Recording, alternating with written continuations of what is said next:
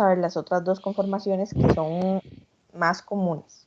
¿Por qué? Porque ustedes, como les dije la semana pasada, van a tener que punzar, ¿verdad? Entonces, tienen que saber la anatomía para saber cómo punzar de manera más eficiente. Y así, si ustedes saben la anatomía, entonces ya saben dónde pueden ir a punzar, aunque vayan a ciegas, ¿verdad? Porque hay personas a las que a veces, por más torniquete y todo que no les pongan, no se ven las venas. Entonces, déjenme un segundo para abrir aquí esto. Ahí. Ok, voy a compartirles la pantalla primero. Vamos a ver.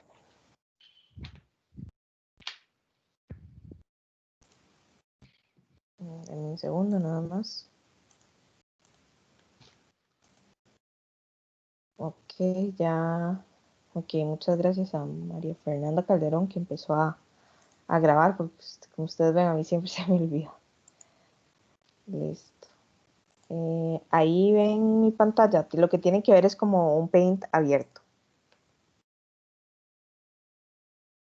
Sí, profe, sí se ve. Sí, okay. Perfecto. Entonces, la semana pasada habíamos quedado acá, a donde dice variantes anatómicas y esta imagen que ustedes ven con un montón de venas. Entonces, la única que vimos fue la de M. Entonces, habíamos visto que una era como así, ¿verdad? Otra era así. Una venía acá, se formaba como la M. Y aquí salía el palito, ¿verdad? Vamos a ver si es que lo tengo silenciado. Ahí, ¿me escuchan ahí? Yo siempre la he escuchado, profe. Ok. Bueno, entonces la M y lo que falta es ponerle el palito al centro, ¿verdad? Y habíamos dicho que esta que está aquí se llamaba vena cefálica. Esta de aquí se llamaba vena basílica. La de este lado, o sea, la inclinada del lado de la cefálica siempre se va a llamar vena mediana cefálica. Y la del lado de la basílica se va a llamar vena mediana basílica, que era la número 3 que se veía en el quiz. ¿Se acuerdan que yo les preguntaba esta, la número 3, y era la vena mediana basílica? Y esta al centro se llama vena mediana del antebrazo, ¿verdad? Recuerden que pongo X porque no me sirve la Z.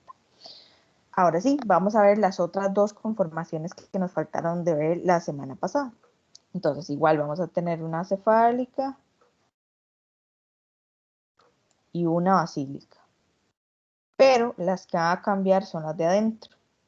Entonces, esta va a seguir siendo vena cefálica. Voy a poner VCF. Y esta va a seguir siendo vena basílica. Pero adentro la conformación va a ser así.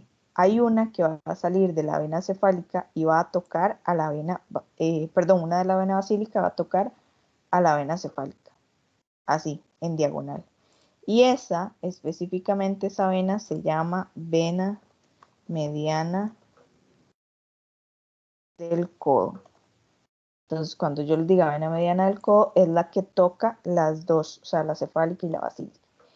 Y del mismo punto, esto es muy importante, del mismo punto donde sale la vena mediana del codo en la vena basílica, de ese mismo punto va a salir otra.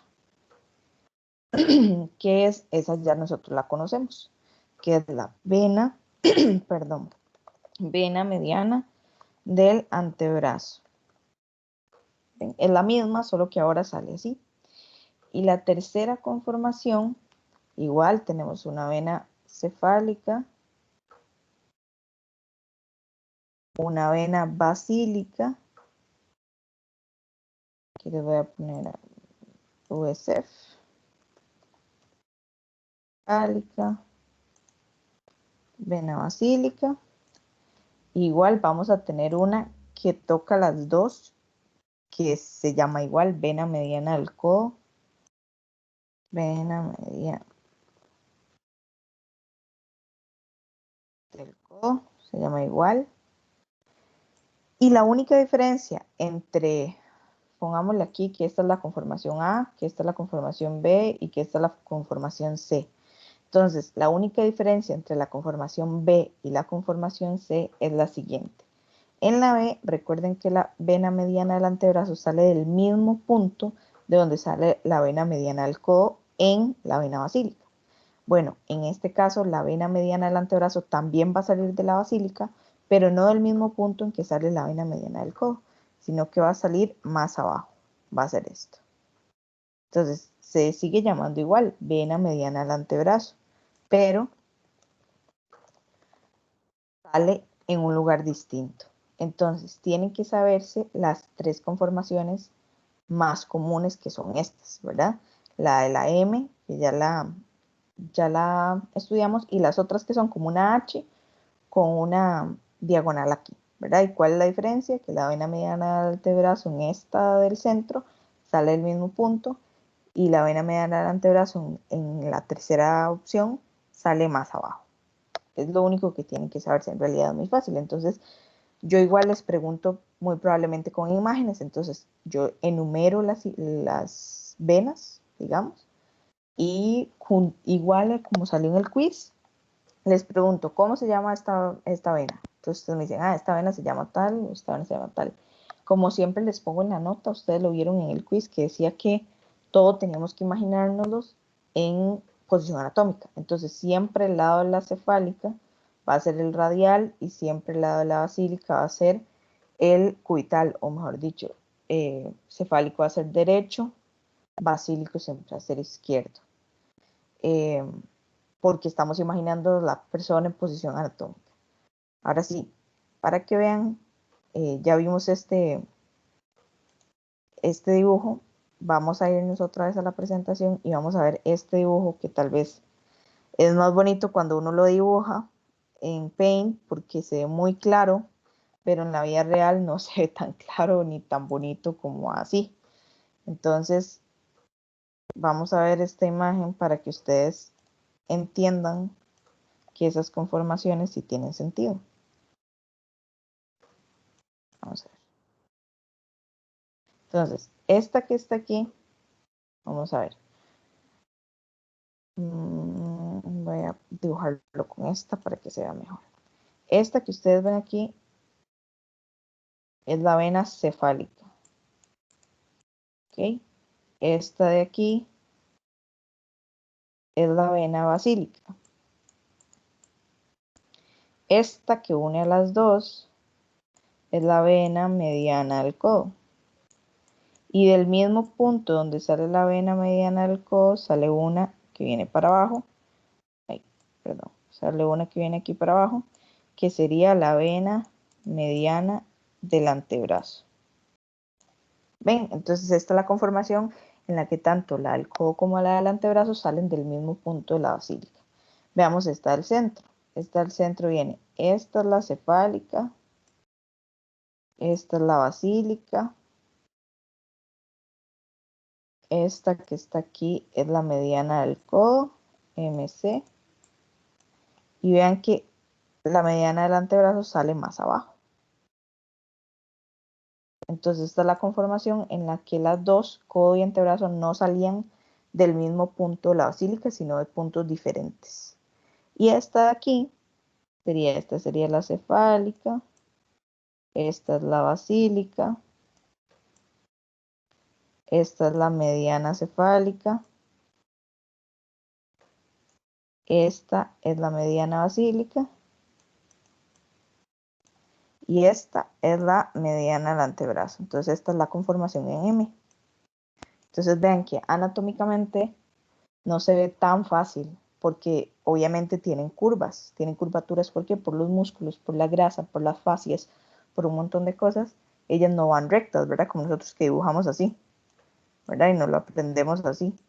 Pero esto es más sencillo de aprender que en la vida real, pero así más o menos es como se ven las conformaciones anatómicas en la zona del codo. Ok, seguimos. Habíamos quedado aquí, entonces ahora lo que tenemos que ver son las arterias.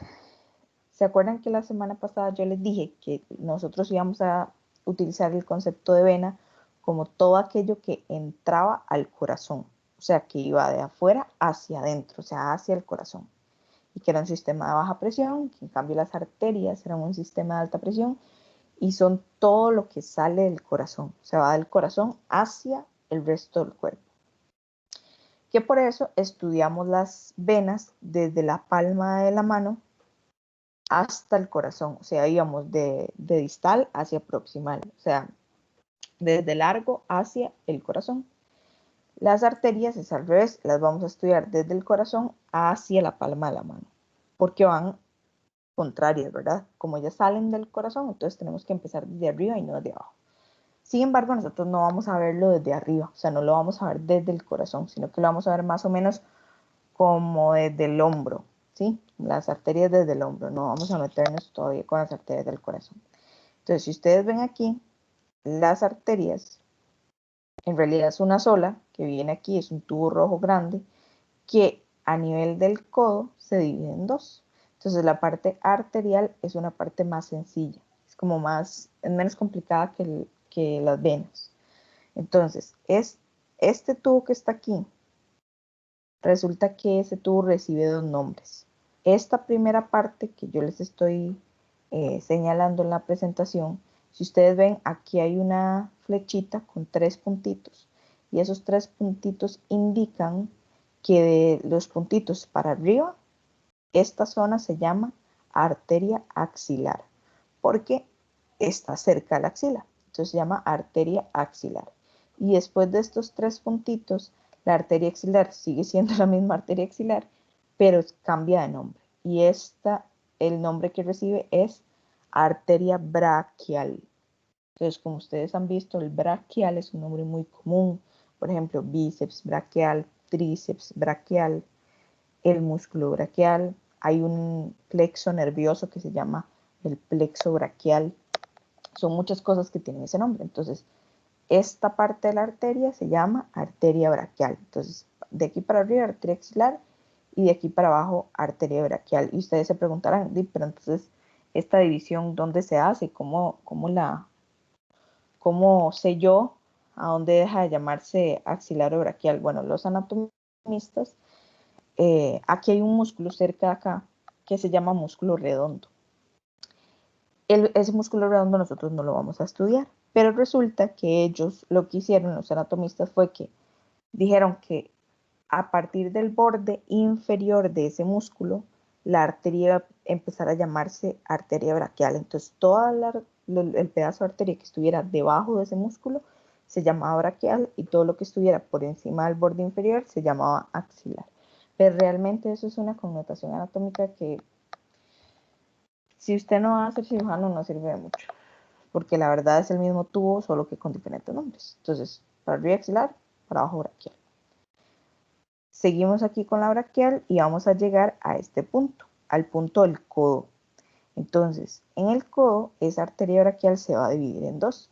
Y los nombres son muy fáciles, porque la parte que se va hacia la derecha, o sea, la parte que se va por el hueso radial, se va a llamar arteria radial. Y la que se va por el hueso cúbito o ulna, como quieran decirle, se va a llamar arteria cubital.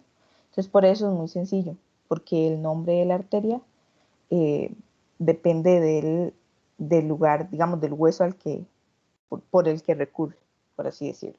Entonces, braquial se divide en arteria radial y arteria cubital.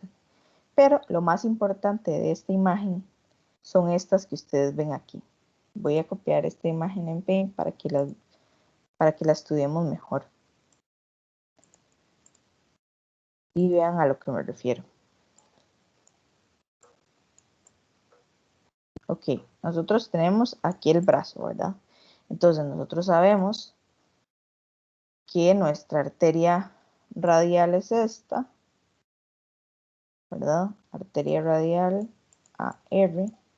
Y voy a ponernos en verde la arteria cubital, que es esta de acá. Entonces, arteria cubital.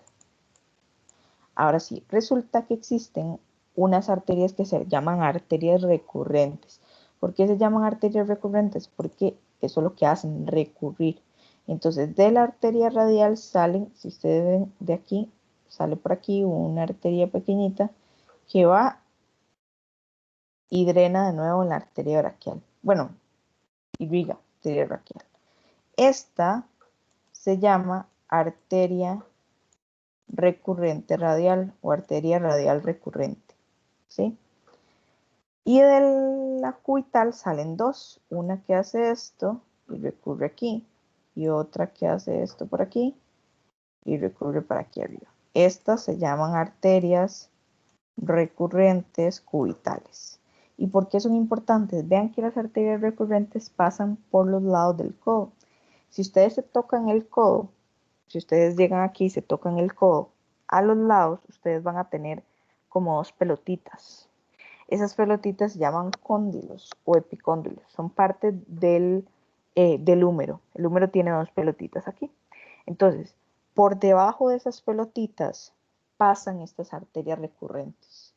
Entonces, ¿por qué les digo que es importante? Porque a veces ustedes, cuando no encuentran la vena en el centro del codo, tienen que tirar la aguja muy hacia lateral, porque a veces ustedes quieren punzar la basílica o quieren usar la cefálica, que están más hacia los lados, ¿verdad?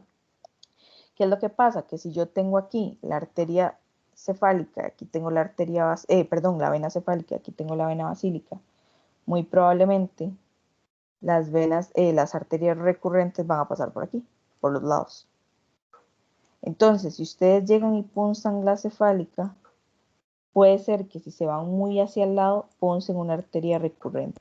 Esto es difícil porque las arterias están profundas, pero de igual manera tienen que tener cuidado, sobre todo si punzan a los lados o sea, si punzan muy aquí o si punzan muy aquí. Por eso, porque pueden tocar los recurrentes, para que sepan y tengan cuidado, ¿verdad? Si en algún momento lograran o punzaran arterias, se van a dar cuenta porque el émbolo ni siquiera van a tener que hacerlo así, va a salir a chorro. Entonces, y si les pasa eso, lo único que tienen que hacer es sacar la aguja y hacer presión lo más que puedan, ¿verdad? Por bastante rato, hasta que la persona logre hacer coágulo y que se cierre. Pero no es, digamos, no es hacerles presión 5 segundos, no, es quedarse ahí varios minutos presionando hasta que el sangrado cese. Entonces, una vez que vimos ya las arterias, ya vamos a empezar a ver un poco más del sistema cardiovascular. Primero, nosotros tenemos que saber, como les dije, cuál es la diferencia entre arterias y venas, que ya la sabemos. Hay otras diferencias que ahorita vamos a ver, pero lo primero que tenemos que hacer es ver cómo las venas y las arterias están compuestas por dentro. ¿Qué quiere decir eso? Por ejemplo, vamos a ver si me ven por aquí. Yo sé que me ven en chiquitito, entonces, bueno, igual voy a dejar de compartir un segundo para que me vean. Entonces, imagínense que esto tubular, ¿verdad? Es una arteria o una vena, como sea. Entonces, nosotros lo que vamos a hacer es que vamos a estudiar esta parte de adentro, o sea, cómo está compuesto esta parte. El borde de ellas. El borde de ellas tiene varias capas, entonces nosotros vamos a estudiar las capas que tienen las arterias y las venas, que son las mismas. Tanto las arterias como las venas tienen las mismas capas. La diferencia es el grosor de esas capas. Básicamente esa es la diferencia. Entonces, vamos a ver, voy a compartir la pantalla de nuevo. Listo. Entonces, aquí nosotros ven que, por ejemplo, esto es una arteria y ven que tiene diferentes capas. Hay una que es como, no sé qué color es este rosadito, como lila, morado, ven, son varias capas. Entonces, en este caso, nosotros tenemos que estudiar cuántas capas son. Y son 3 capas. Las capas en las arterias y las venas no se llaman capas, sino que se llaman túnicas. Hay una que se llama túnica íntima, que es la más interna, la túnica media y la túnica adventicia. ¿Y cómo lo vamos a estudiar? Es más fácil verlo así. Nosotros tenemos, digamos que esto sea una arteria y tenemos 3 capas. Entonces, la primera capa que vamos a estudiar es la roja, que es la que está más adentro. Entonces, esta capa roja que está aquí está conformada por celulitas que hacen esto. Esas son celulitas, digamos. Entonces, aquí hay celulitas, y esas celulitas se llaman endotelio. Y aquí en el centro, los puntitos que yo estoy dibujando, es la sangre. Entonces la sangre está en contacto con esas células, y esas células se llaman endotelio. Entonces, la primera capa, que es la capa roja, ¿verdad? De esas celulitas, esa capa se llama túnica íntima. Y si yo les pregunto, por qué cosas está construida o cuáles son las partes de la túnica íntima, entonces ustedes me van a decir, la túnica íntima está compuesta por endotelio. El endotelio son esas celulitas que están en contacto con la sangre. Esa es la primera túnica. La segunda túnica o la segunda capa es la rosadita. Esa capa rosada se llama túnica media. Así. Túnica media. Y está compuesta también por células, pero las células que tiene esta parte rosada son células de músculo. Entonces, lo que tiene es músculo liso. El músculo liso es diferente del músculo estriado. Cuando uno los ve en el microscopio son distintos, las células son diferentes, se acomodan diferentes, pero una de las diferencias más importantes entre músculo liso y músculo estriado es que normalmente el músculo estriado es voluntario, o sea, por ejemplo, es el músculo que tenemos en las piernas cuando queremos caminar, entonces nosotros mismos lo movemos, ¿verdad? Si yo quiero caminar, yo nada más le digo a mi cerebro que quiero caminar y empiezo a caminar, ¿verdad? Yo lo estoy decidiendo. Pero hay un músculo que se llama músculo liso que es involuntario. ¿Qué quiere decir eso? Que nosotros no lo controlamos. Por ejemplo, el corazón tiene músculo, pero ustedes no controlan el músculo del corazón. No es como que ustedes van a decir, ay, voy a contraer el corazón 50 veces, ¿verdad? No pueden controlar eso. Las venas y las arterias también tienen músculo. Pregunta, ¿para qué creen ustedes que las venas y las arterias, para qué creen que tienen músculo? O sea, ¿por qué sirve el músculo en una arteria o en una vena? ¿Para qué será? Para dilatarse. Para dilatarse es una opción, pero también para contraerse, ¿cierto? Entonces, ¿por qué les digo esto? Porque imagínense que ustedes acaban de comer. Entonces, el sistema que más van a utilizar es el sistema gastrointestinal, ¿cierto? Porque acaban de comer, entonces el estómago y el intestino tienen que hacer su función. Entonces el cuerpo es muy inteligente y el cuerpo dice, bueno, si el sistema gastrointestinal es el que está trabajando ahorita porque acaba de comer, entonces yo necesito que la mayoría de la sangre del cuerpo se vaya al sistema gastrointestinal. ¿Para qué? Para ayudarle, para darle nutrientes, para que sea más fácil el trabajo para él. Entonces voy a dejar de mandar tanta sangre a otros lugares que no la requieren tanto. Por ejemplo, las piernas. Entonces dicen, hey, si esta persona comió, yo prefiero mandar la sangre al sistema gastrointestinal que a las piernas porque no las está usando ahorita. Entonces hace una redistribución de la sangre y esa redistribución se da gracias al músculo de las venas y las arterias. Porque si necesitamos más sangre en el sistema gastrointestinal, entonces las venas y arterias que van hacia el sistema gastrointestinal se dilatan. ¿Para qué se dilatan? Para hacer un tubo más grande, y si el tubo es más grande, entonces cabe más sangre, ¿cierto? En cambio, en las piernas, que tal vez no vamos a utilizar tanto la sangre, las venas y arterias que se encuentran en las piernas se contraen gracias a ese músculo. Entonces, al contraerse, el tubo se hace más pequeño y por ende llega menos sangre. Así se hace la redistribución de sangre en el cuerpo. Por eso es que es tan importante que tengan una túnica media compuesta por músculo para poder cambiar el diámetro de las digamos, de las arterias o de las venas. Y la tercera capa, ¿verdad? O túnica es la amarilla. Entonces la amarilla se llama túnica adventicia. Así. Túnica adventicia. ¿Sí? Y esa túnica adventicia está compuesto por vasitos, o sea, vasitos sanguíneos y nervios. Entonces, nosotros, digamos que yo los voy a dibujar así. En esta túnica adventicia entran unos vasillos, ¿sí? En rojo, y en celeste vamos a dibujar los nervios. Entran por aquí.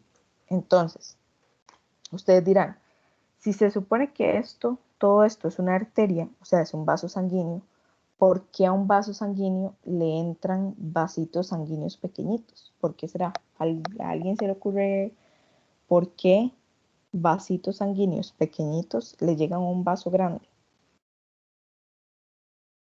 ¿A alguien se le ocurre alguna razón de por qué pasa eso? No. Bueno, eso es porque yo les dije que tanto la capa interna, que es la túnica íntima, estaba compuesta por células, que esas células se llamaban endotelio, y eran las células que estaban en contacto directo con la sangre. Que la segunda capa también tenía células, que son células del músculo.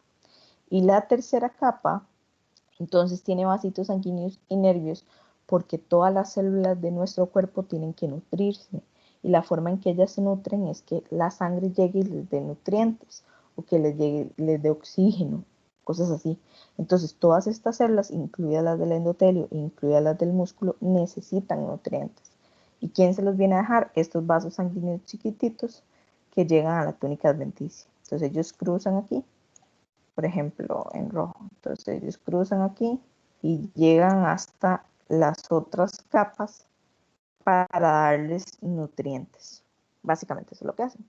Y estos nervios chiquititos que llegan a una arteria, por ejemplo, estos nervios son muy importantes para la capa muscular. Nosotros no vamos a ver el sistema muscular, pero ustedes tienen que saber que las contracciones musculares, parte de la contracción muscular se da por un impulso eléctrico, y el impulso eléctrico le llega al músculo a través de un nervio.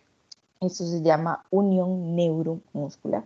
Entonces, estos nervios se necesitan para que lleguen a inervar a las células del músculo liso que está en la túnica media, y ellas se puedan o contraer o dilatar dependiendo de lo que nosotros necesitemos.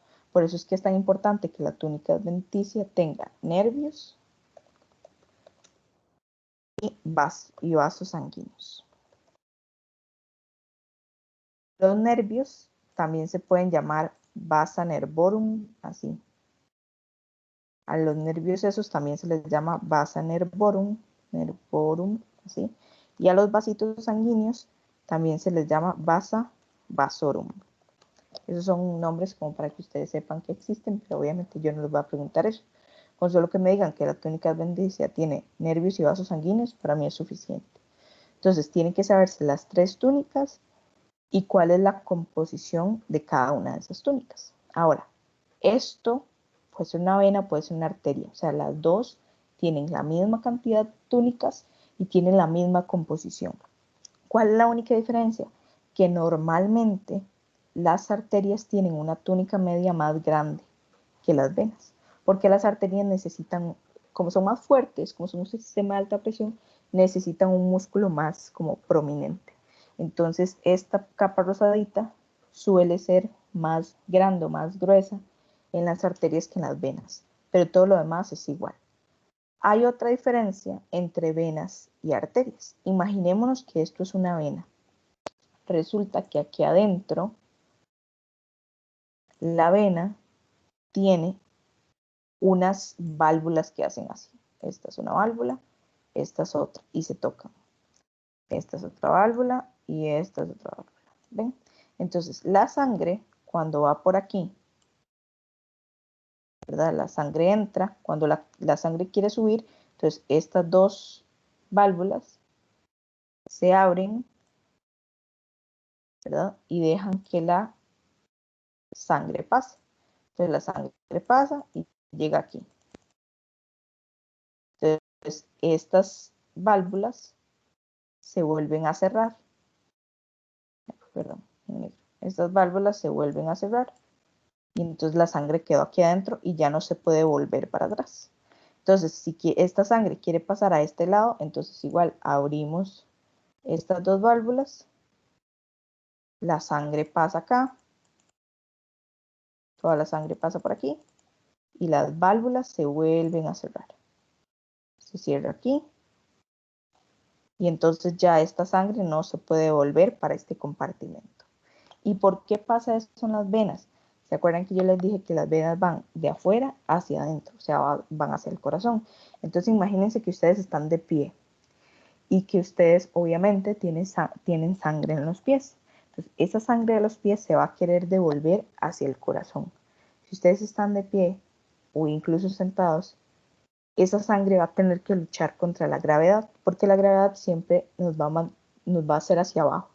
Entonces, si ustedes tienen una sangre que quiere subir hasta el corazón, tiene que luchar contra esa gravedad. Entonces, las venas tienen un sistema de válvulas para que la sangre no se devuelva. ¿Qué quiere decir? Que si la sangre va subiendo por sus piernas, no se devuelva a los pies y que siga su camino hasta llegar al corazón. Esas válvulas son muy importantes para evitar una recarga de sangre en las partes más distales de nuestro cuerpo, como las piernas. Y nos ayuda a que esa sangre vuelva al corazón. Entonces, por ejemplo, si una persona tiene insuficiencia venosa o lo que nosotros conocemos como varices, es porque las valvulitas de las venas de las piernas están abiertas. O sea, en vez de estar así tocándose, se dilataron y están abiertas. O sea, están así. Es como si yo borrara esto. Aquí y aquí. Entonces las válvulas no se tocan. Entonces, ¿qué va a pasar? Si las válvulas no se tocan, la sangre sí va a poder hacer esto y se va a poder devolver. Entonces lo que tienen es recarga de sangre en las venas de las piernas. Por eso es que las venas se ven como tortuosas, como parecen como gusanitos, así como muy grandes. Esas varices es por eso. Porque ahí lo que tienen es un montón de sangre acumulada que no ha podido subir porque las válvulas no hacen esto, digamos, no la suben. Y aquí se ve. Ven, por ejemplo, esto son las valvulitas que hacen que la sangre no se pueda volver hacia abajo. Pero vean este dibujo pequeñito. Este aquí lo voy a hacer un poco más grande. Este de la izquierda, las válvulas están cerradas, ¿lo ven? Entonces la sangre no se puede volver. Pero vean la de la derecha, está dilatado, entonces las válvulas ya no se tocan. ¿Y qué pasa? La sangre se devuelve. Esto es un problema.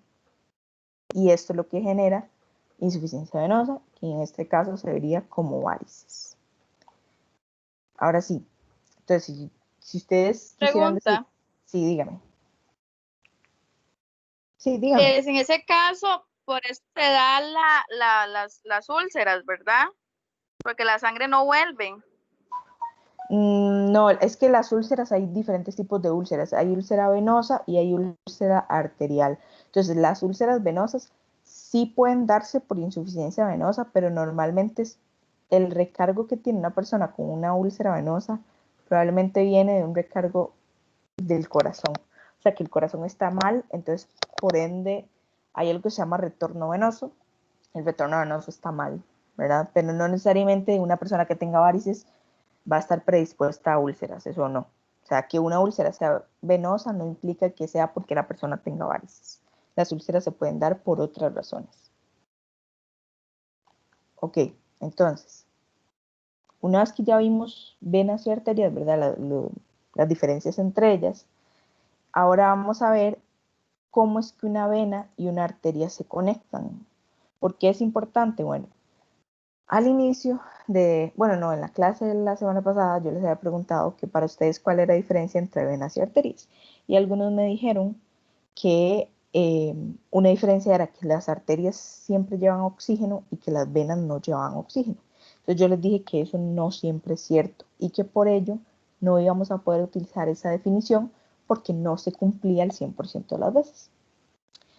Pero en este caso, en esta imagen, nosotros sí vamos a suponer que la arteria está roja porque lleva oxígeno y la vena está azul porque no lleva oxígeno. Y así vamos a ver cómo se conectan. Porque si, por ejemplo, la sangre sale del corazón a través de una arteria y vuelve a través de una vena, hay un punto en que la arteria y la vena se tienen que unir. ¿Por qué? Porque la arteria le tiene que pasar la sangre a la vena la devuelve al corazón, el corazón la vuelve a mandar por una arteria, la arteria la pasa a la vena y así sucesivamente, ¿verdad? Es un ciclo. Entonces hay un punto en donde ellas se tienen que conectar. ¿Y cómo se conectan? Bueno, se conectan de esta manera. Yo voy a agarrar esta imagen y la voy a poner aquí. Vamos a ver. Voy a hacerla un poquito más pequeña. Ok. Entonces aquí tenemos esta imagen. Entonces la que está en rojo, aquí grande, esta que está en rojo grande, ¿verdad? Esta es una arteria normal. La arteria que ustedes quieran. Cualquiera. Entonces voy a poner aquí arteria. De la arteria va a salir una arteria pequeñita, que es esta que está aquí. Esa arteria pequeñita se llama arteriola. Arteriola, así se llama. Luego vean que esa arteria pequeñita se divide como en raíces. Entonces viene para acá, hace esto. Se divide como si fueran raíces. Esas raíces que todavía son rojitas, ¿las ven? Se van a llamar capilares arteriales. Y se llaman capilares arteriales porque todavía están rojitas. ¿Qué quiere decir? Todavía tienen oxígeno. Recuerden que en este caso sí vamos a suponer que tienen oxígeno. Luego, si ustedes ven aquí adentro, hay como unas bolitas beige. Todas estas bolitas beige que ustedes ven aquí. Esas bolitas beige son células. Las que ustedes imaginen, cualquier célula. Entonces estas células van a ser importantes porque vean que estas raíces rojas llega un punto en que se tornan como azules. Y se tornan azules porque estas células que están aquí adentro le robaron el oxígeno a estos capilares arteriales. Entonces en el momento en que les roban el oxígeno, ya los capilares arteriales quedan sin oxígeno. Y en vez de llamarse capilares arteriales, se van a llamar capilares venosos porque ya cambiaron de color y ya no tienen oxígeno. Entonces todo lo que ya empieza a ser azul, todos estos que empiezan a ser azules, ¿verdad? Ustedes los ven aquí, todos estos se llaman capilares venosos. Capilares venosos. ¿Okay? Esos capilares venosos se van a unir en una vena chiquitita que está aquí. Esa vena chiquitita se llama vénula. Y esa vénula pequeñita llega a drenar su contenido a una vena grandota, que es esta que está aquí. Entonces, esta sería una vena. Entonces, yo pongo aquí vena. Entonces, ¿cómo se comunican las arterias y las venas? A través de una red capilar.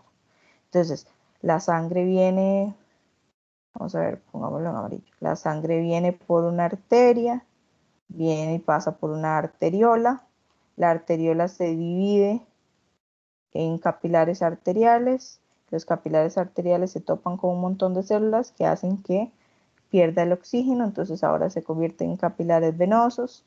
Los capilares venosos vienen y drenan en una vénula y la vénula llega y drena en una vena, ¿verdad?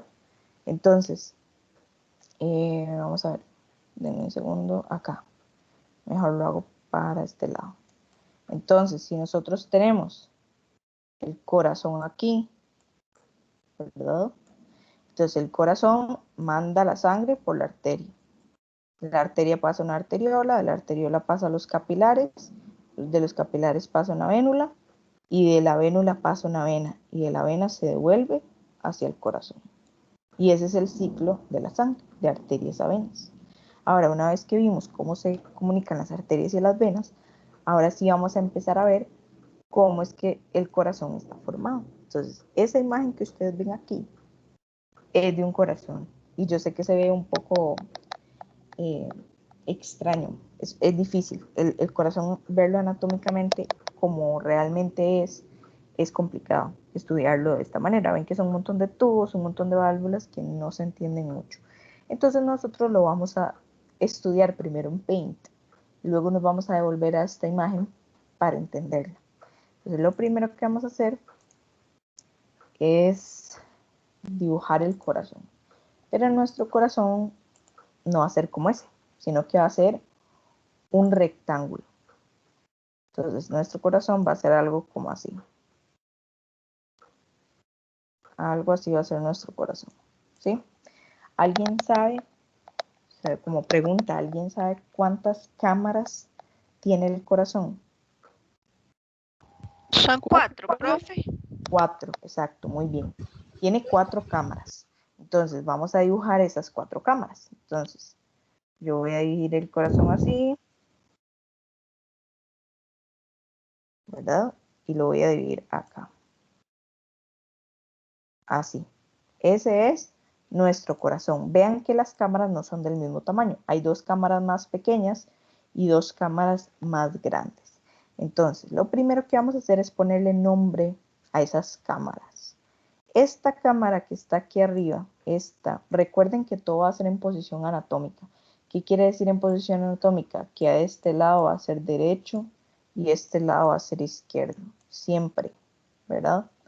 Entonces, esto que está aquí adentro, déjenme nada más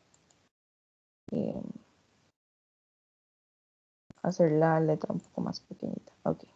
Entonces, esto que está aquí adentro, de este lado, se va a llamar atrio o aurícula, es lo mismo, derecho. Entonces, este va a ser el atrio derecho. Y este que está aquí va a ser el atrio izquierdo.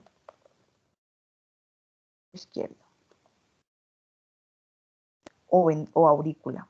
Recuerden que es lo mismo. Y estos de aquí abajo no se llaman atrios, se llaman ventrículos. Entonces, este va a ser el ventrículo derecho y este va a ser el ventrículo izquierdo.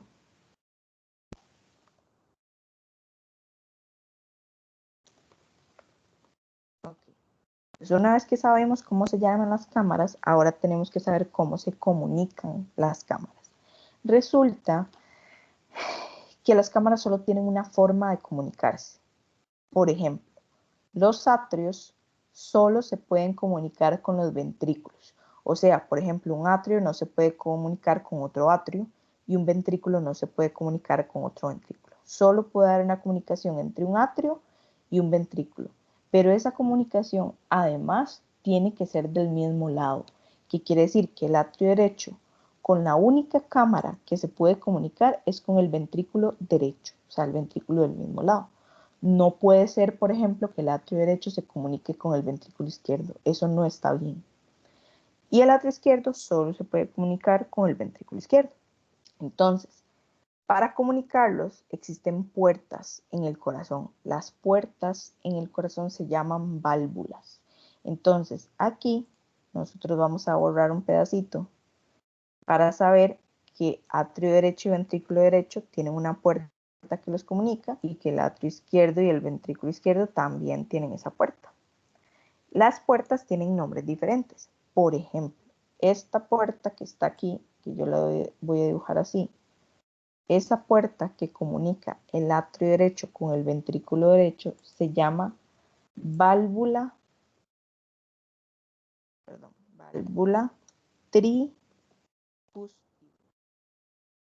tricúspide. Y la puerta que comunica atrio izquierdo con ventrículo izquierdo se llama válvula mitral. Así. Válvula mitral. Y está acá. Entonces ya conocemos cómo es por dentro. Disculpe, ¿cómo se llama la válvula del derecho? ¿Válvula? Es que no leo ahí. Tricúspide. Gracias. Tricúspide. Con gusto. Entonces, la válvula tricúspide y la válvula mitral tienen que aprenderse los nombres, ¿verdad? Tienen que saber que la tricúspide es derecha y la mitral es izquierda. Ahora sí, ya vimos las cámaras y algunas de las puertas, porque todavía faltan otras puertas. Ahora vamos a ver las venas y arterias del corazón. Entonces, recuerden que todo lo que entra al corazón es vena y todo lo que sale del corazón es arteria. Entonces, la sangre entra al corazón a través de las cámaras de arriba, o sea, a través de los atrios. Y la sangre sale del corazón por los ventrículos. Entonces, las venas, al entrar al corazón, van a estar en los atrios y las arterias, al salir del corazón, van a estar en los ventrículos. Entonces, primero vamos a estudiar las venas que entran. Entonces, al atrio derecho le entran dos venas, una por aquí y una por aquí. Entonces, esas venas nosotros las vamos a dibujar, no sé, en azul. Entonces, esas venas, ¿verdad? Una entra por aquí y otra entra por aquí. Estas venas que entran por aquí tienen también nombre propio. Esta que está acá se llama vena cava, C-A-V-A, vena cava inferior. Y esta que está aquí arribita se llama vena cava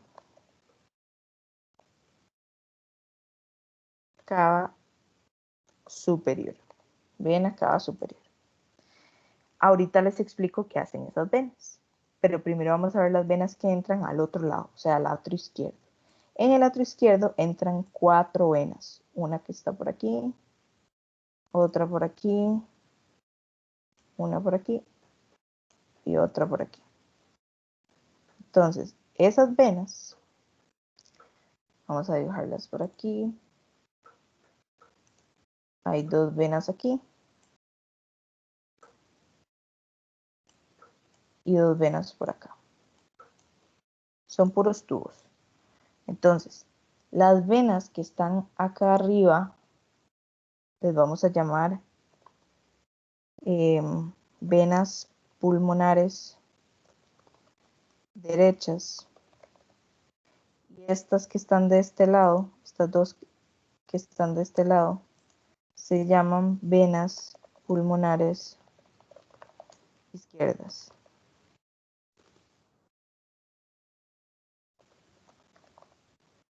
¿Ok? Entonces, estas 2 de arriba, derechas, y estas 2 de este lado, izquierdas. Ahora sí, ya vimos las venas. Ahora vamos a ver las arterias. Que las arterias yo les dije que solo podían salir de los ventrículos. Entonces, acá, Profe, y dígame, ahí pusiste arriba venas pulmonares derechas, eso está bien, ¿sí? ¿Por qué? porque ese es Porque el lado estamos izquierdo. del lado izquierdo, ¿sí? Pero del lado derecho tiene que llegar a alguna parte del corazón. El lado derecho Ok, va a drenar al izquierdo. Ahora vamos a ver, ahora vamos a ver qué tiene sentido. Y ahorita les explico ok. el circuito completo, pero antes de ver el circuito completo tenemos que ver todas las partes. Entonces, del ventrículo derecho va a salir una arteria. Entonces, las arterias las vamos a dibujar en verde. Entonces, esta es una arteria que sale de aquí. Esta arteria hace esto. Viene aquí y se divide en 2.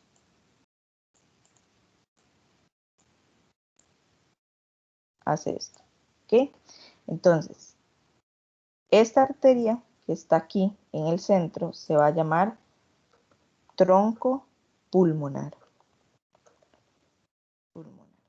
Tronco pulmonar. Y el tronco pulmonar se divide en 2. Una arteria pulmonar derecha, que sería esta de aquí, y otra de aquí abajo, que sería la arteria pulmonar izquierda. Que ya tenemos esas de ahí, listo. Resulta que las arterias, como son más grandes que las venas, las arterias sí tienen una puerta que las comunica con los ventrículos. Entonces, acá hay una puerta, y yo les dije que las puertas en el corazón se llaman válvulas. Esa puerta que comunica el ventrículo derecho con el tronco pulmonar se llama, muy fácil, válvula pulmonar. Y de este lado, del lado izquierdo, también tenemos una arteria que sale de aquí, que se llama, es la arteria más conocida de nuestro cuerpo, la más importante, que es la arteria aorta. Entonces la arteria aorta sale por aquí. Entonces aquí vamos a poner arteria aorta. Arteria aorta. Y también tiene una puerta que la comunica con el ventrículo izquierdo. Esta puerta está aquí. Y esa puerta se llama válvula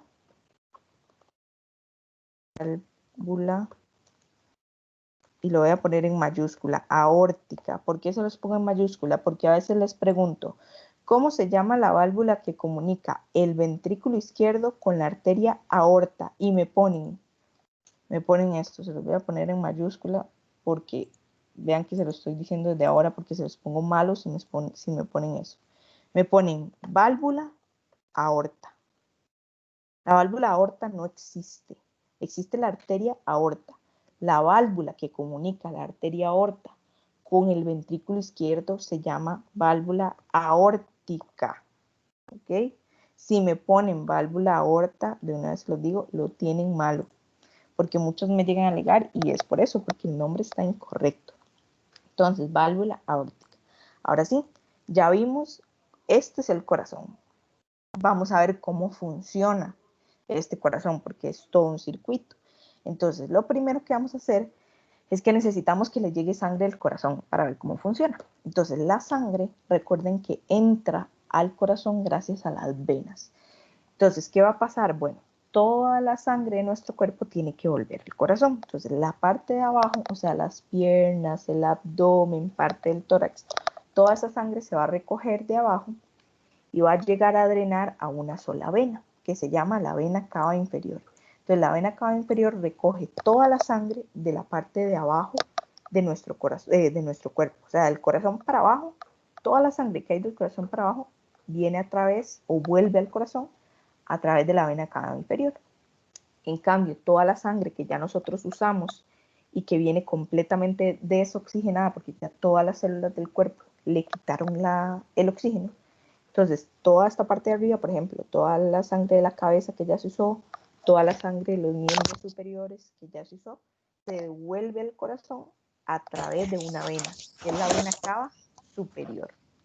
Entonces, la sangre usada de arriba llega al corazón a través de la vena cava superior y la sangre usada de abajo llega al corazón a través de la vena cava inferior. Entonces, aquí va a entrar sangre. Entonces la sangre entra por aquí y llega al atrio derecho. Entonces el atrio derecho se va a llenar de sangre. Aquí va a haber un montón de sangre. Esa sangre ya se usó. Entonces esa sangre es una sangre desoxigenada. O sea, viene sin oxígeno. Entonces nosotros necesitamos oxigenarla, ¿cierto? Porque si el corazón, que ya tiene la sangre adentro de él, tiene una sangre desoxigenada, necesita enviar esa sangre desoxigenada a oxigenarse, ¿cierto? Porque no va a mandar esa sangre al resto del cuerpo si no tiene oxígeno.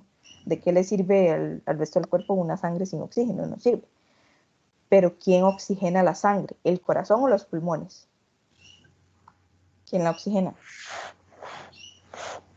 Los pulmones. Los pulmones, exactamente. Si los pulmones oxigenan la sangre, ¿por qué está en el corazón? Entonces el corazón tiene que buscar, chicos, porfa, si alguien tiene el micrófono encendido, porfa, lo apaguen un segundo porque me entra mucha interferencia. Entonces, si el corazón tiene la sangre, su deber es enviarlo al pulmón para que el pulmón oxigene esa sangre y que esa sangre se devuelva al corazón. Porque vamos a ver, la función del corazón es, una vez que ya tenga esa sangre oxigenada, enviarla al resto del cuerpo. Entonces, para eso primero tiene que oxigenarla y tiene que devolverse al corazón. Entonces, el atrio derecho tiene que buscar una manera de enviar esa sangre al pulmón.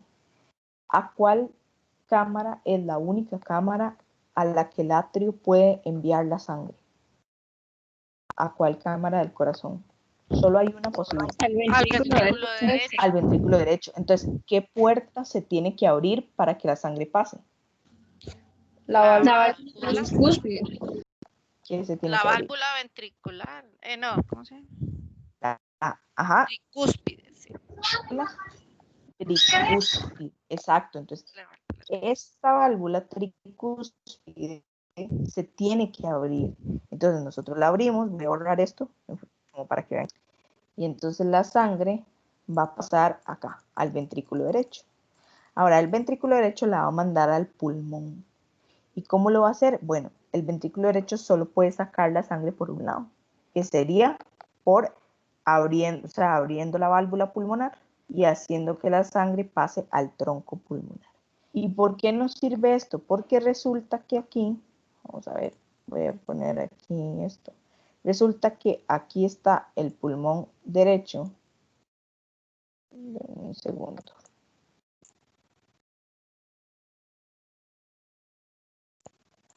Aquí está el pulmón derecho y aquí está el pulmón izquierdo. Entonces vean que estas arterias pulmonares y tronco pulmonar se comunican con los pulmones. Entonces esta es la forma que tiene el corazón de enviar la sangre hacia los pulmones. Entonces, ¿qué hace el ventrículo derecho? Abre la puerta, que sería la válvula pulmonar, ¿verdad? La abre y la sangre pasa al tronco pulmonar. Y del tronco pulmonar se divide la mitad para la arteria pulmonar derecha, que va a ir a dar al pulmón derecho, y la mitad para la arteria pulmonar izquierda, que va a ir a dar al pulmón izquierdo.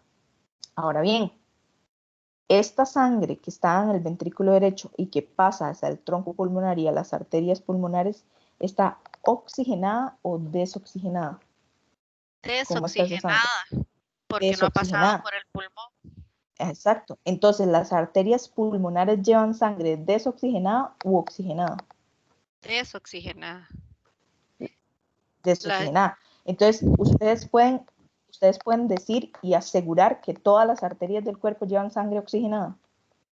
No, Pueden porque asegurar. No, no. No, exacto. No se puede. Por eso es que ustedes no pueden generalizar y no pueden decir que todas las arterias del cuerpo llevan sangre oxigenada, porque eso es mentira.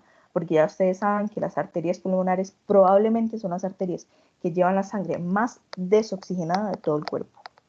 Entonces, vean que por eso no nos sirve la definición. Ahora, ya llegó la sangre al pulmón. Entonces, como ya llegó la sangre al pulmón, un segundo para ver.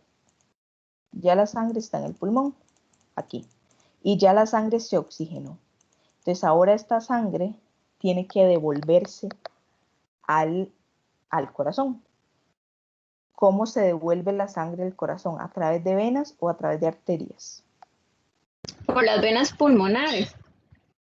A través de venas, exacto. Entonces tenemos que irnos por venas. Entonces yo voy a agarrar aquí, voy a dibujar del pulmón derecho, salen dos venas pulmonares derechas y del pulmón izquierdo salen dos venas pulmonares izquierdas. Entonces aquí es a donde entendemos por qué al atrio izquierdo llega algo derecho. ¿Por qué? Porque las venas derechas hacen esto y se van por aquí y llegan acá. Llegan a drenar aquí y la otra viene a drenar a la de arriba. Yo sé que aquí tengo muy poco espacio, pero ustedes imaginan que llegan esas dos. Y estas izquierdas igual hacen lo mismo, pero hacia el lado izquierdo. Entonces vienen aquí, ¿verdad? Profe, La otra entonces también izquierda hace es lo mismo. mentira que todas las venas llevan sangre desoxigenada, porque en ese caso van a llevar Exacta. sangre oxigenada. Oxigenadísima, exactamente. Sí. Esa es la diferencia. Que si ustedes ven, las venas pulmonares probablemente lleven la sangre con más oxígeno de todo el cuerpo.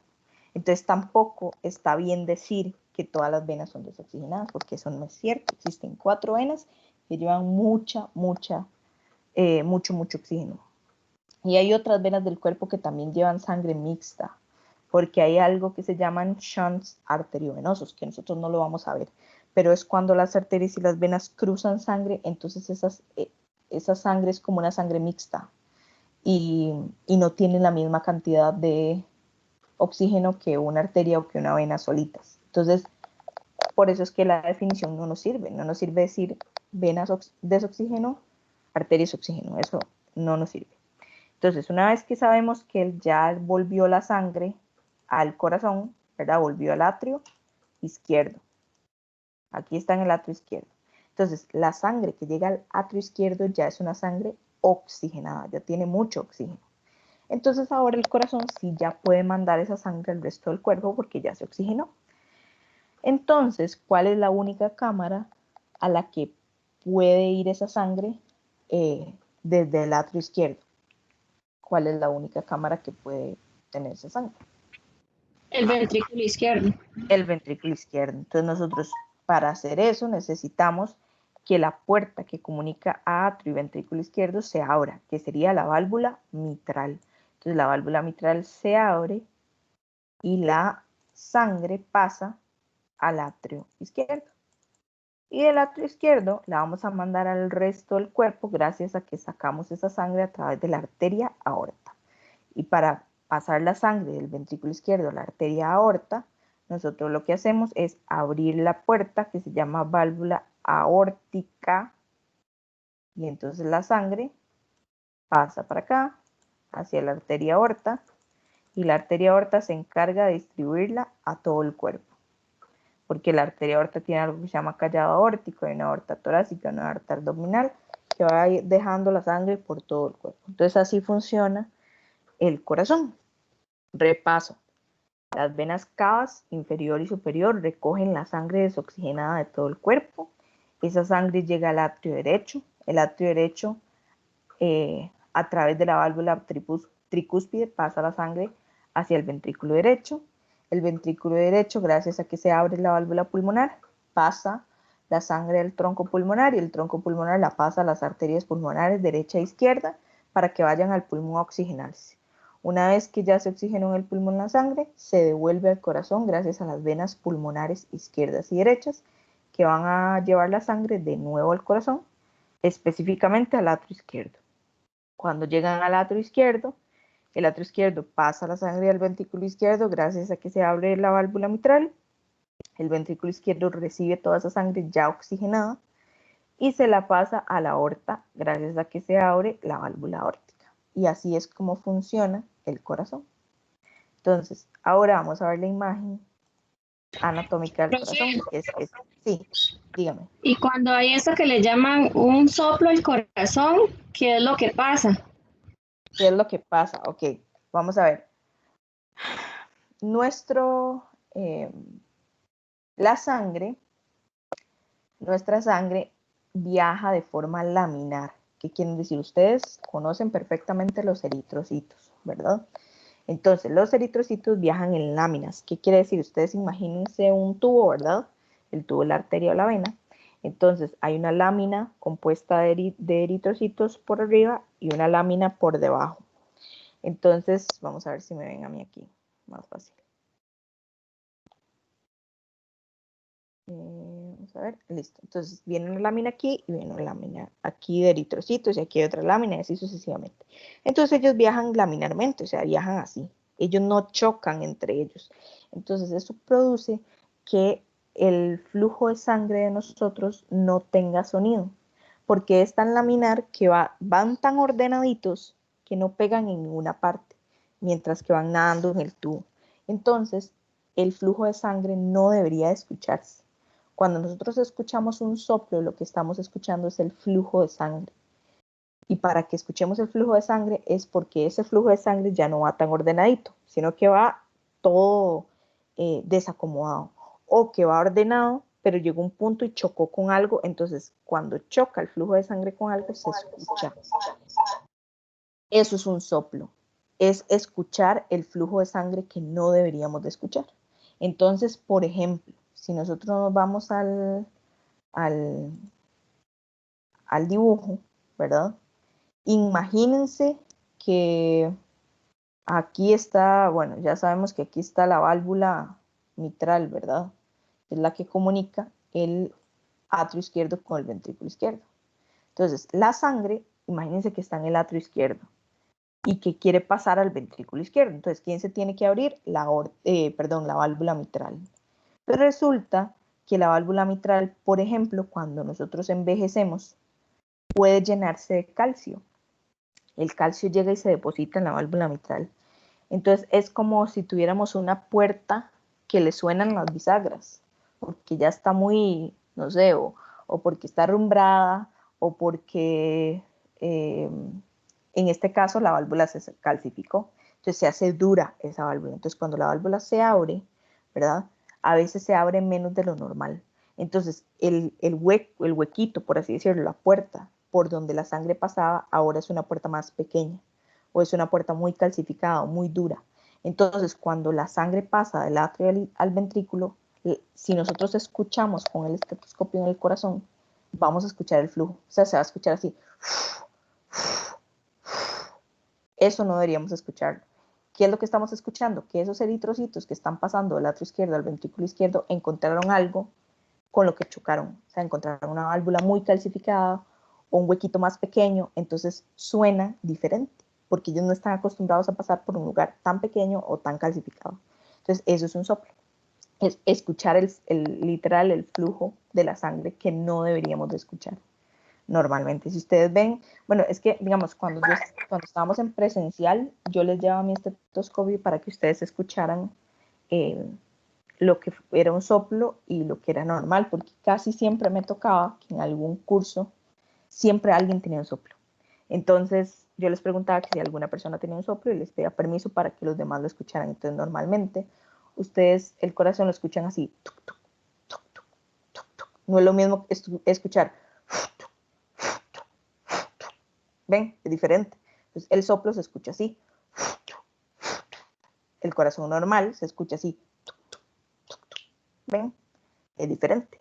Ahí ustedes escucharon un ruido de un flujo. Eso es un soplo. Profe, Sí, dígame. una pregunta. ¿Y cuando hay un bloqueo en el corazón? Eso se lo explico con lo que sigue de la clase. Que ahora vamos a empezar a estudiar el corazón, pero eléctricamente. ¿Sí? Uh-huh. Entonces ya ahorita vamos a ver qué es un bloqueo. Muy por encima, pero lo vamos a ver.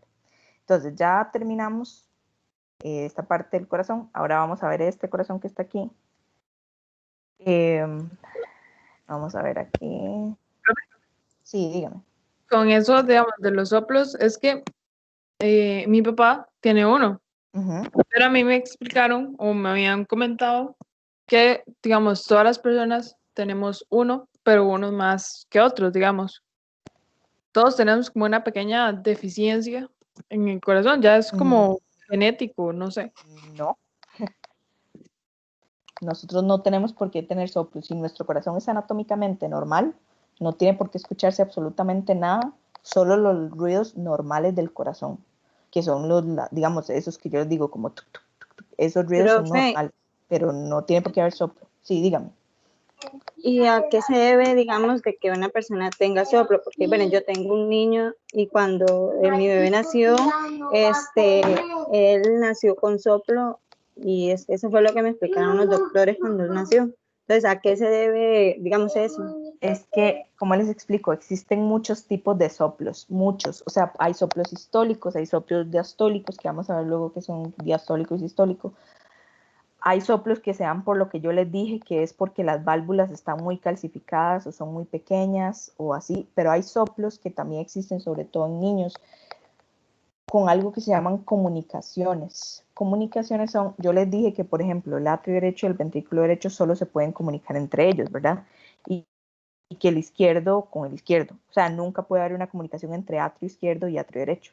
Sin embargo, cuando nosotros estamos en el útero, o sea, cuando apenas estamos formándonos, nosotros no respiramos por los pulmones porque estamos nadando en un líquido. Entonces ustedes no pueden usar los pulmones porque lo que estarían tragando es líquido. Entonces, el oxígeno de nuestro cuerpo nos llega gracias al oxígeno materno, o sea, nos llega gracias a la sangre. Entonces, la forma en que nosotros respiramos en el útero es diferente. Nosotros lo hacemos a través de la sangre de la mamá, no lo hacemos a través de nuestros pulmones. Entonces, para eso, el corazón, cuando uno está en el útero, tiene otras conexiones. Por ejemplo, existe una conexión aquí, entre atrio derecho y atrio izquierdo. Hay un huequito. Ese huequito, cuando nosotros nacemos, se tiene que cerrar. O sea, nosotros no podemos dejar que ese huequito siga. Entonces, en las primeras horas de vida de nosotros, una vez que ya estamos fuera del útero, ese huequito se va a cerrar. Pero hay pacientes a los que no se les cierra. Entonces, el huequito queda acá, tal vez no se cerró completamente, entonces hay una comunicación entre atrios. Eso se llama comunicación interauricular o interatrial. Se llama CIA, así se conoce digamos, en el ámbito médico. Esto sería una CIA. Hay personas que tienen una CIA residual. Eso puede provocar un soplo. Ese sonido extraño, ¿por qué? Porque no debería haber paso de sangre entre los atrios. pero esa persona la tiene porque sí. Hay otras personas que nacen más bien con una comunicación entre los ventrículos. Entonces eso sería una comunicación interventricular y eso se conoce como CIV. Entonces una persona que tenga una CIV también muy probablemente va a tener un soplo que se escucha por eso. Pero como les digo, las causas de los soplos son un montón. Entonces yo no le puedo decir, por ejemplo, ay, usted me dice, bueno, es que mi hijo tiene un soplo. Sí, cuando nació tal vez tenía un soplo. Habría que ver por qué. O sea, la razón yo no se la puedo dar porque habría que estudiarlo para saber por qué es que tiene el soplo. Pero un soplo, nosotros no podemos tener un soplo solo porque sí. O sea, tiene que haber algo que esté afectando para poder escucharlo, porque como les dije, normalmente uno no escucha los soplos, no se pueden escuchar. O sea, si usted tiene un soplo es porque usted está escuchando algo que no está bien, básicamente. Ahora sí, seguimos. Entonces yo les decía que este que está aquí es el corazón como normalmente se ve, ¿verdad? Que ya es el corazón anatómico. Entonces, aquí lo que vamos a ver es que yo les voy a enseñar qué fue lo que nosotros vimos o qué fue lo que nosotros dibujamos antes en Paint. Entonces, esto que está aquí es el atrio derecho y este es el ventrículo derecho. Lo que yo voy a marcar en amarillo, que aquí está en blanco, son las puertas. Entonces, esta puerta que comunica atrio y ventrículo derechos es la válvula tricúspide.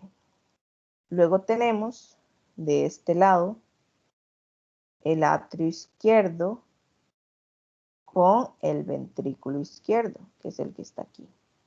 Y esto que comunica a los dos, esto blanco que yo estoy pintando en amarillo, es la puerta que comunica la aurícula con el ventrículo, que se llama válvula mitral. Ahora, nosotros sabemos que al atrio derecho le llegan dos venas, la vena cava superior y la vena cava inferior. Entonces, esta que está aquí arriba es la vena cava superior y esta que está aquí abajo es la vena cava inferior que entran al ventrículo derecho. Y sabemos que al atrio derecho. Y sabemos que del ventrículo derecho sale algo que se llama tronco pulmonar. Que sería este que está aquí, tronco pulmonar. Y que el tronco pulmonar se divide en una arteria pulmonar izquierda y en una arteria pulmonar derecha. Que sería la que está acá. Y que la válvula que comunica la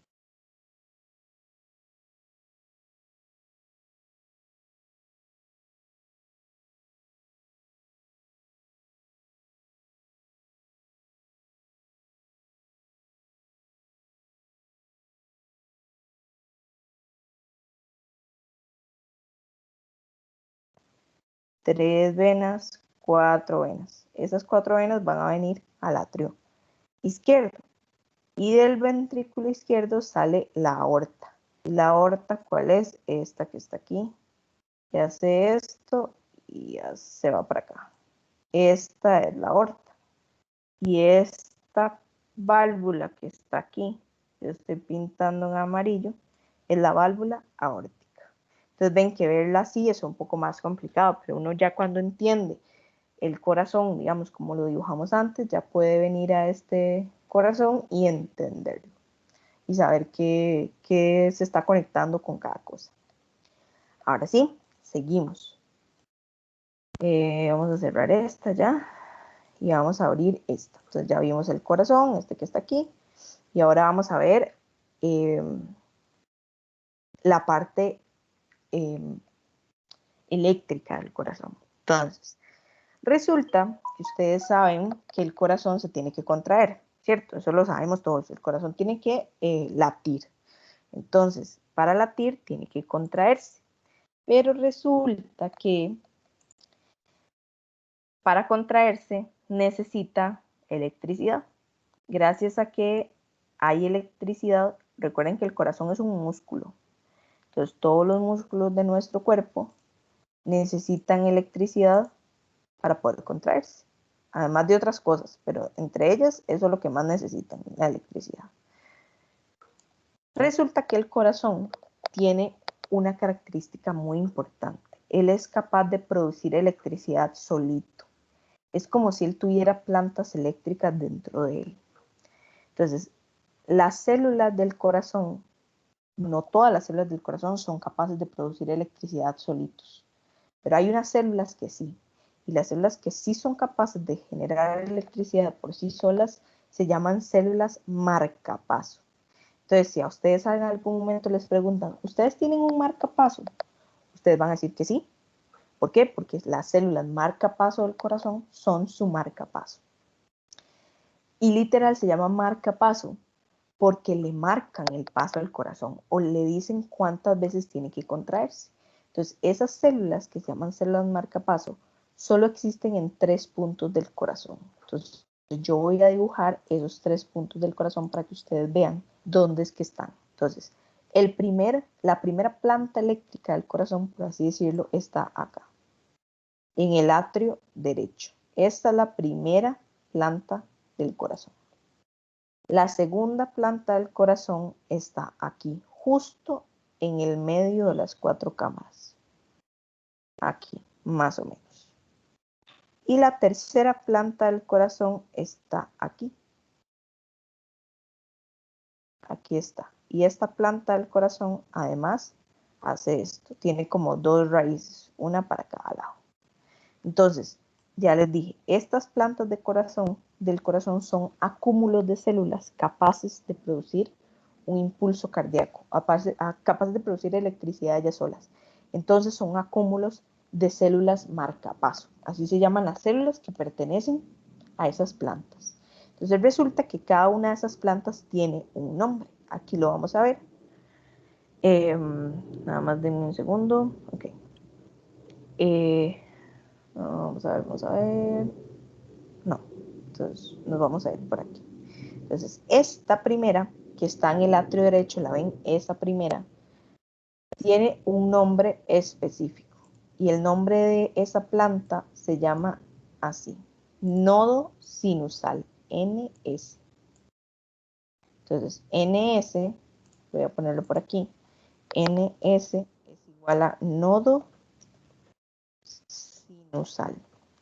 Así se llama, nodo sinusal. La otra planta se llama NA.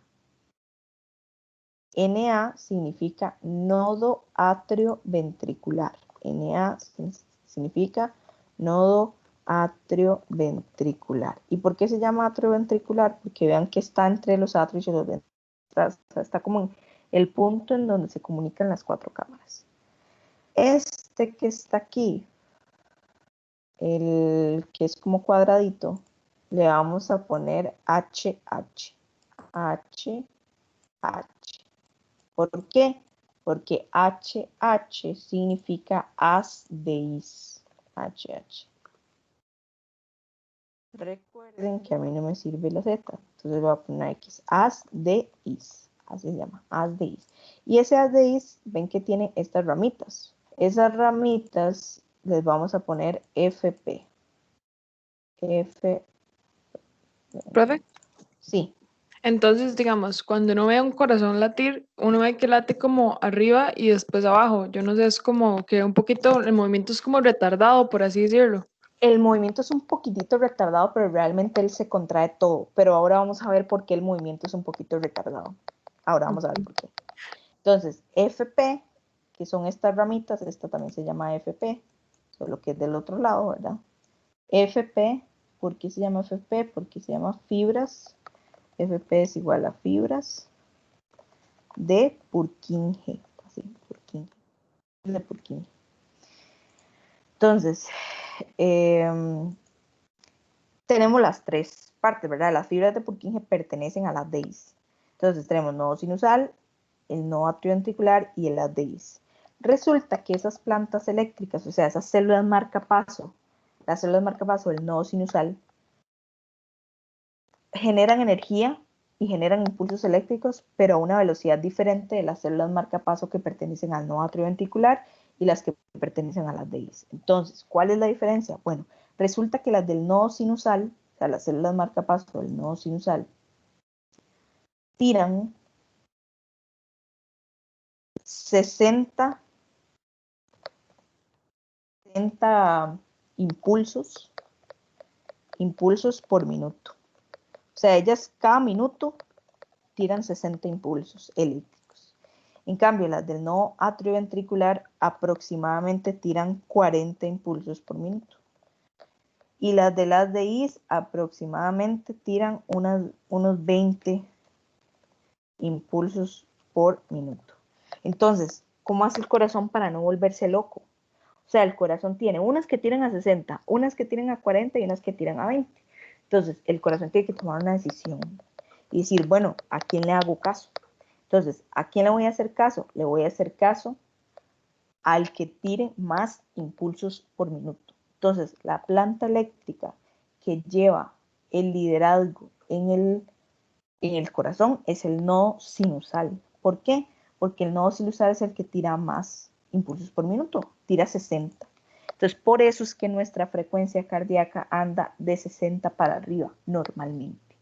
¿Por qué? Porque quien nos dice cuántos latidos por minuto tenemos, o como quieran llamarle, impulsos por minuto o latidos por minuto, es lo mismo, es el nodo sinusal.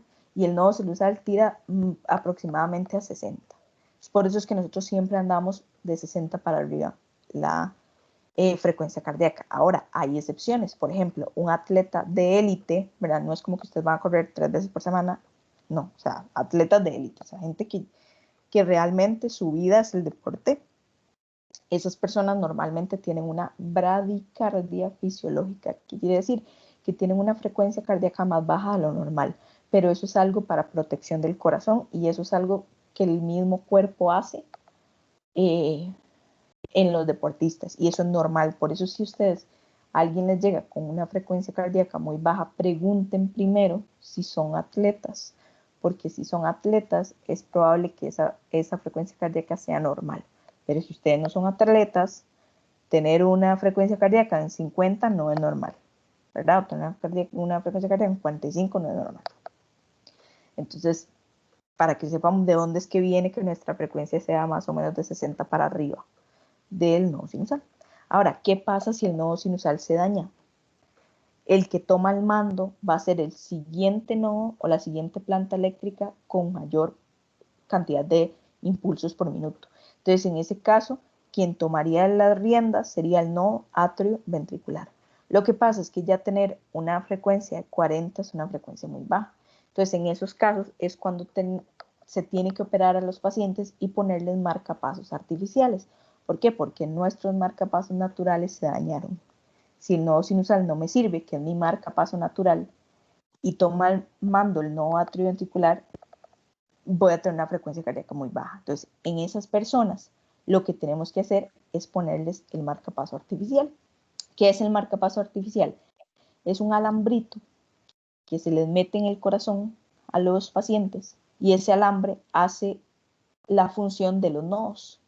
Entonces, ese alambre, yo digo, bueno, yo quiero que este alambre me tire 60 latidos por minuto, igual a como me tiraba el nodo sinusal.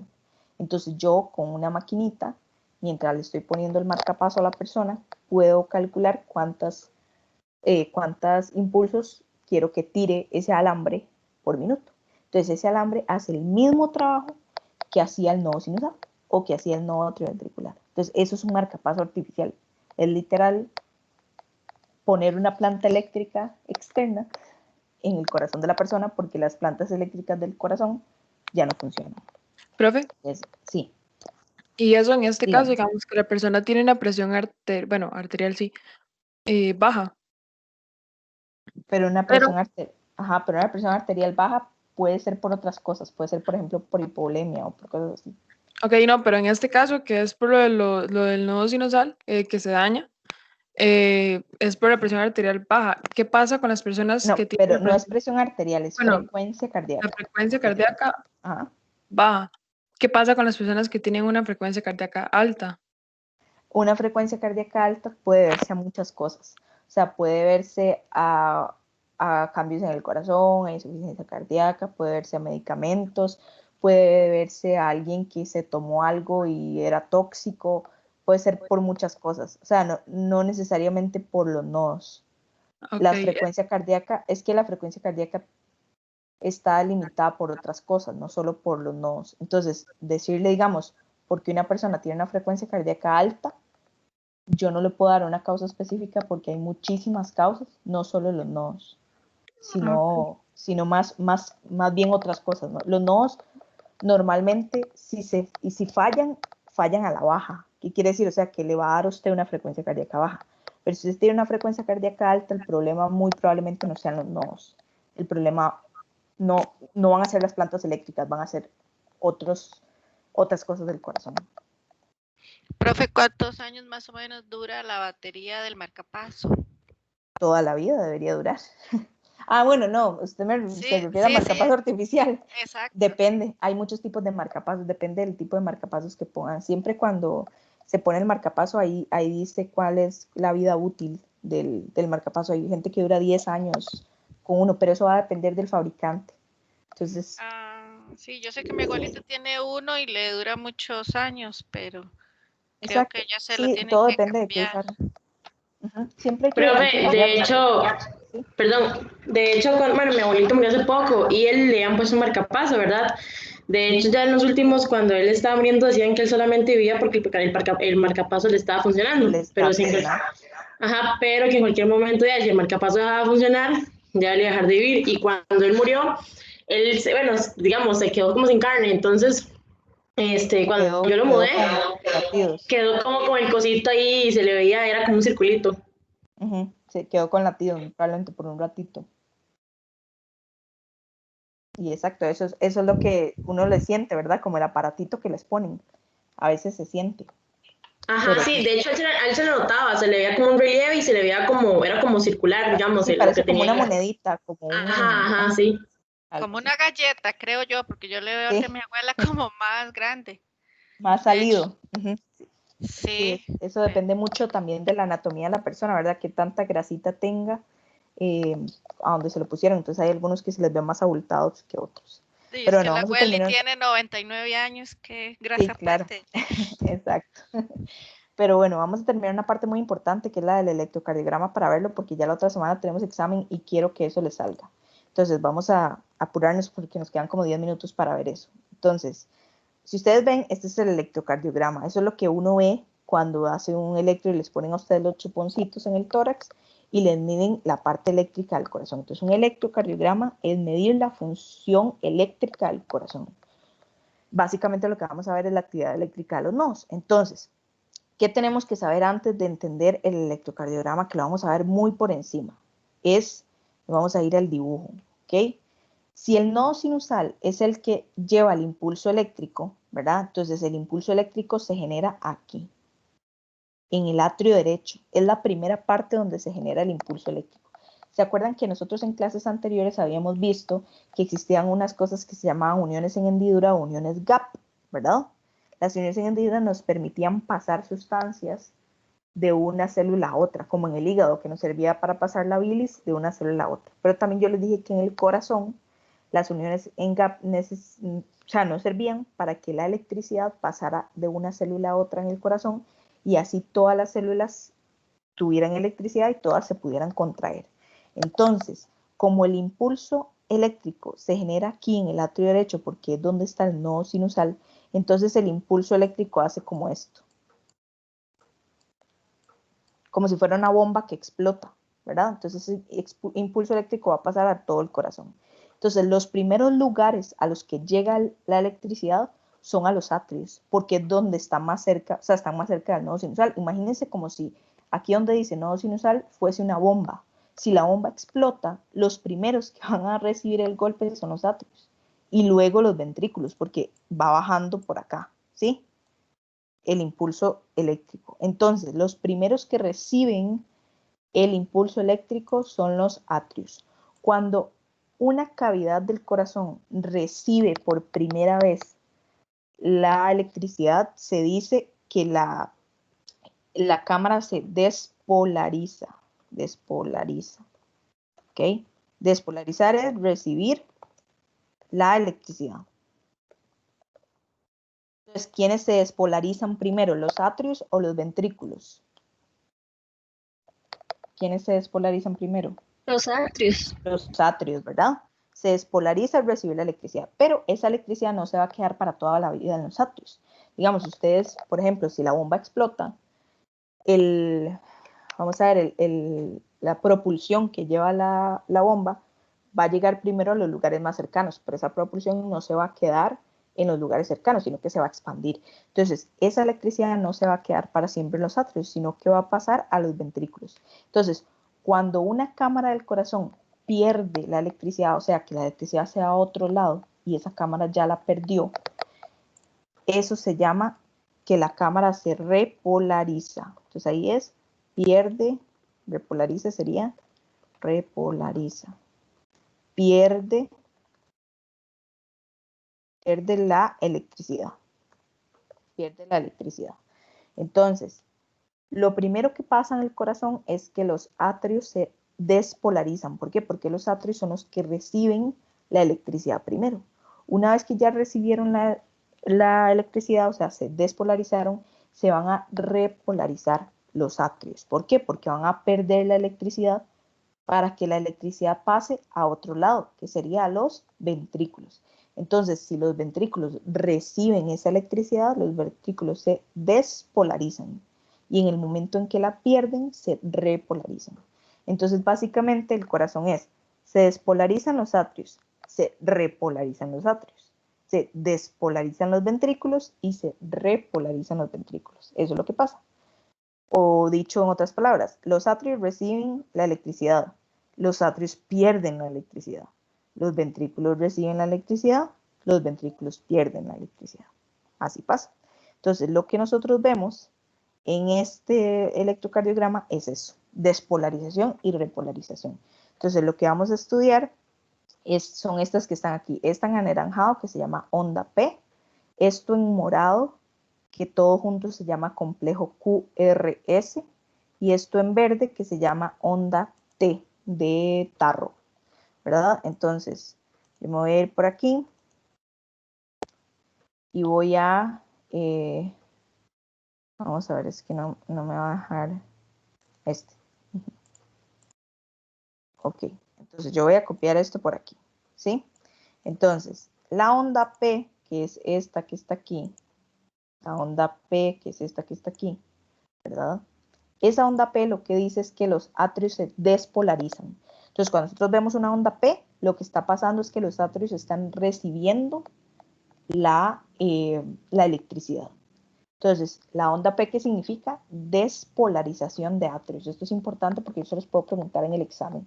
Suponer, ¿qué significa la onda P? Se dicen, es cuando los atrios reciben la electricidad. Entonces, eso se llama despolarización de atrios. Luego sigue, ¿qué sigue después de que los atrios se despolarizan? ¿Qué debería pasar después de despolarización de atrios? Si los atrios ya recibieron la electricidad, ¿qué va a pasar? Se repolarizan. Se repolarizan, o sea que pierden la electricidad para que esa electricidad pase a otro lado, ¿verdad? Entonces, la otra parte debería ser que se repolaricen los atrios, pero resulta que los atrios son muy pequeñitos en masa comparados con los ventrículos. Los ventrículos son muy grandes, en cambio los atrios son pequeñitos. Entonces, la repolarización, o sea, cuando los atrios pierden la electricidad, no se ve en el electrocardiograma. Entonces, si yo les pregunto, ¿cómo se ve la repolarización de los atrios en el electrocardiograma? Ustedes me van a responder, eso no se ve en el electrocardiograma, no la podemos ver, no hay ninguna línea, ninguna onda que nos diga cómo es la repolarización de los atrios. Entonces, ya vimos la despolarización de los atrios, ¿verdad? Entonces vimos que la despolarización de atrios es la onda P, ya la vimos. Luego dijimos que lo que sigue es la repolarización de los atrios, repol de atrios, pero eso no se ve en el electro. Ahora, ¿qué sigue después de que los atrios se repolarizaron? ¿Cuál es la tercera parte? ¿Qué sigue? ¿Qué debería pasar ahora? ¿La electricidad dónde se fue? Que se despolaricen los ventrículos. Que se despolaricen los ventrículos, ¿verdad? Que eso sería que la electricidad le llegue a los ventrículos. Entonces, la despolarización de los ventrículos se ve como esto que está aquí morado. ¿Ven esto morado? Esta de aquí abajo, esto de arriba y esto de aquí abajo. Todo eso junto se llama complejo QRS, así, complejo QRS. Y el complejo QRS es la despolarización del ventrículo. ¿Por qué se llama QRS?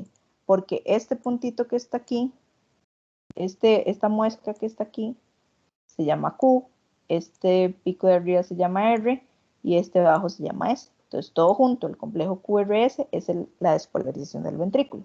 ¿Y qué sigue? Por último, ¿qué debería pasar después de que los ventrículos se despolarizan? ¿Qué sigue? Se repolariza. Polarización de los ventrículos, ¿cierto? Entonces la repolarización de los ventrículos se ve en el electro como una onda T, que es esta que está aquí, onda T. Entonces, onda T es la repolarización de los ventrículos. Y así es como uno lo estudia. Entonces, ¿qué pasa si ustedes ven un electrocardiograma que en vez de ser así, digamos, tiene la onda P, tiene el complejo QRS y tiene la onda T? ¿Qué pasa si ustedes ven esto? No tengo onda P, tengo complejo QRS y tengo onda T. Esto es un bloqueo. ¿Por qué? Porque hay un bloqueo de la electricidad. Si no hay onda P, entonces, ¿qué no hubo? ¿Qué significaba la onda P? ¿Qué era una onda P? ¿Qué significaba? Despolarización de atrios. De los atrios. Entonces, eso significa que a los atrios no les llegó electricidad. Entonces, muy probablemente hay un problema en algún nodo o algo así, y la electricidad, por alguna razón, se está generando solo en los ventrículos y en el atrio no. Entonces, ahí hay un bloqueo. ¿Qué quiere decir? Que hay un bloqueo de la electricidad. Hay algo que no está dejando que la electricidad pase a los atrios, que esté en los atrios, ¿sí? Entonces, uno por eso puede saber dónde más o menos está el problema. Eso es un bloqueo. Hay muchos tipos de bloqueos, pero ese es uno. Por ejemplo, cuando no hay onda P, ahí hay un bloqueo. Entonces, alguien que me preguntaba qué eran bloqueos, es eso. Cuando hay alguna parte del circuito eléctrico que está bloqueada, y si está bloqueada no deja pasar la electricidad. Entonces se genera eso en el electro y se ve así. Hasta aquí vamos a llegar, hasta lo del electrocardiograma. Entonces la próxima semana tenemos examen. El examen va a empezar a las 10:05, como los quizzes, digamos. No sé qué tan largo va a ser, no lo he hecho, pero bueno, ahí vamos a ver. Sí, dígame. Una pregunta, ¿eso es todo lo que tenemos que saber del electrocardiograma? Sí, eso es todo lo que vamos a ver. Ustedes no necesitan saber más nada del electrocardiograma, solo eso. Que sepan qué es las ondas y listo. Eso es todo. Okay. Entonces, en el examen Y tenemos 2 horas para realizar el examen, ¿verdad? No, el examen no dura 2 horas. El examen va a durar dependiendo de la cantidad de preguntas que tenga. Entonces, cuando hicimos la reunión de profesores virtual, quedamos en que las preguntas de selección única, a criterio del profesor, lo máximo que se les va a dar es 1 minuto por pregunta de selección única. Ya si yo les pongo a escribir algo, entonces en ese caso yo les voy a dar tal vez unos minutos más por cada pregunta en la que tengan que escribir y que yo considere que necesiten más tiempo. Normalmente yo les doy mucho más tiempo del que necesitan para hacer el examen, pero tampoco les puedo dar las 2 horas. Dígame. Perdón, digamos, en eso que usted acaba de decir de que da más tiempo, un poquito de más tiempo que usted considere para las preguntas de respuesta larga, o sea, escritas, es que uno dura aproximadamente, bueno, yo lo vi ahora, que estábamos haciendo el quiz, en esa pequeña línea, ¿verdad? Que hay que pasar de ADN a ARN mensajero, ARN mensajero, sí. Digo, uno dura como, bueno, 3 minutos o casi 4, digamos. Exacto, por eso yo les di 2 minutos más, para que fuera el minuto de la pregunta más 2 minutos más, o sea, tenían 3 minutos para hacer esa pregunta. Entonces, por eso es que tienen más tiempo. Ahora, por ejemplo, no todas las preguntas en el examen van a ser de ADN, como la que tuvieron que hacer en el quiz, ¿verdad? Sino que van a ser preguntas más concisas. Por ejemplo, escriba el nombre de tal músculo. Entonces, escribir el nombre de un músculo, ustedes no duran ni 1 minuto escribiendo. O sea, técnicamente ustedes saben que el examen no lo pueden hacer con ayuda. Entonces, si ustedes necesitan tiempo y lo que necesitan es buscar cosas, eso es lo que nosotros, ese fue el consenso al que llegamos los profesores, que no les vamos a dar tiempo para que ustedes lo busquen, tienen que sabérselo. Entonces, escribir un músculo duran menos de 1 minuto. Escribir lo del ADN incluso podrían durar menos de 3 minutos, pero tienen que hacerlo rápido, ustedes tienen que saberse la materia, si no se la saben y van a ir a buscarla a la presentación, por supuesto que no les va a dar tiempo. Entonces, como les digo, yo les aseguro que el examen ustedes lo van a hacer en mucho menos tiempo del que yo les voy a dar, pero tampoco les puedo dar las 2 horas. Lo que les voy a dar es